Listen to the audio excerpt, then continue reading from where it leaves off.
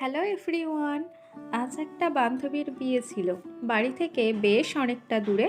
তাই তাড়াতাড়ি বোন আমাকে রেডি করে ছাড়তে স্টেশনে এসেছিল। প্রথমে বিয়ের কনের সাথে দেখা করে ওকে গিফটটা দিয়ে একসাথে কিছু ফটোশ্যুট করে স্টার্টারে চলে এসেছিলাম। স্টার্টারে ছিল সেখানে কফি, পকোড়া, ফুচকা, কাবাব, বেবিকর্ন, মকটেল, কত কি নয় ছিল, কিন্তু সব কিছু আর খাওয়া সম্ভব হয়নি। সেখানে স্টার্টারে খেয়েছিলাম কফি, পকোড়া, বেবিকর্ন, কাবাব। তারপরে তাড়াতাড়ি ডিনারটা সেরে নিয়েছিলাম, কারণ বাড়ি ফিরতে হবে।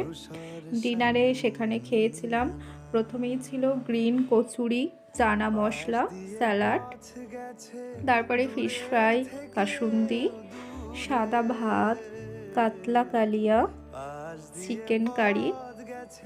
খুব ভালো আয়োজন ছিল সেখানে। তারপরে ছিল চাটনি, পাঁপড়, ডেজার্টে ছিল রসগোল্লা, সন্দেশ।